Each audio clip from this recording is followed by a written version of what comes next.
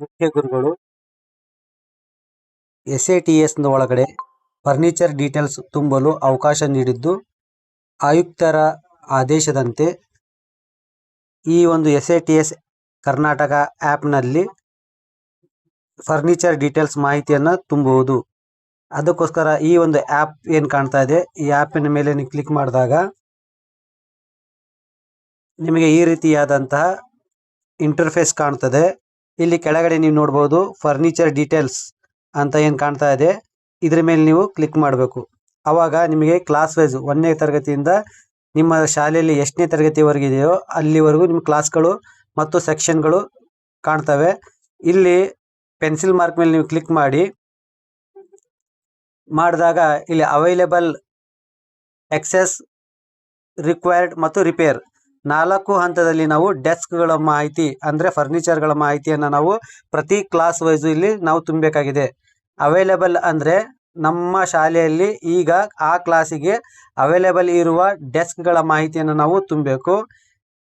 ಆಮೇಲೆ ಎಕ್ಸೆಸ್ ಅಂತ ಅಂದರೆ ನಮ್ಮ ಶಾಲೆಯಲ್ಲಿ ಅದೇ ಕ್ಲಾಸಿನಲ್ಲಿ ಹೆಚ್ಚುವರಿ ಇರುವ ಒಂದು ಡೆಸ್ಕ್ಗಳ ಮಾಹಿತಿಯನ್ನು ಇದರಲ್ಲಿ ತುಂಬಬೇಕು.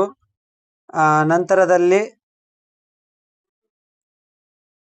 ರಿಕ್ವೈರ್ಡ್ ಒಳಗಡೆ ಬೇಕಾದಂಥ ಡೆಸ್ಕ್ಗಳ ಮಾಹಿತಿಯನ್ನು ನಾವು ತುಂಬಬೇಕು.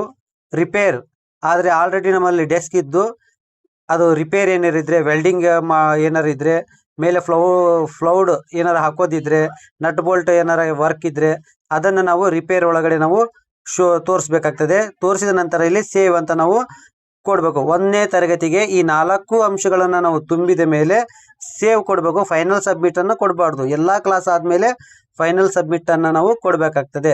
ಈಗ 1ನೇ ತರಗತಿ ನಾನು ಓಪನ್ ಮಾಡಿದ್ದೀನಿ. ಅವೈಲೇಬಲ್ ಅನ್ನೋದ್ರ ಮೇಲೆ ಕ್ಲಿಕ್ ಮಾಡಿದಾಗ ಇಲ್ಲಿ ಇಲ್ಲಿ ನಿಮ್ಮ ಪ್ರಶ್ನಾವಳಿಗಳು ಓಪನ್ ಆಗ್ತವೆ. ಇಲ್ಲಿ number of desk available for 5 seat round table and chair for Nali Kali ಅಂತ ಇದೆ. ಇಲ್ಲಿ ಎಷ್ಟು ನಿಮಗೆ ಅವೈಲೇಬಲ್ ಇದ್ದಾವೆ ರೌಂಡ್ ಟೇಬಲ್ ಮತ್ತು ಚೇರ್ ಅನ್ನೋದನ್ನು ನೀವು ಇಲ್ಲಿ ತುಂಬಬೇಕು. ನಂತರದಲ್ಲಿ number of desk available for 2 seater 2 ಸೀಟಿನ ಡೆಸ್ಕ್ಗಳು ಎಷ್ಟಿದ್ದಾವೆ ಅನ್ನೋದು ತುಂಬಬೇಕು.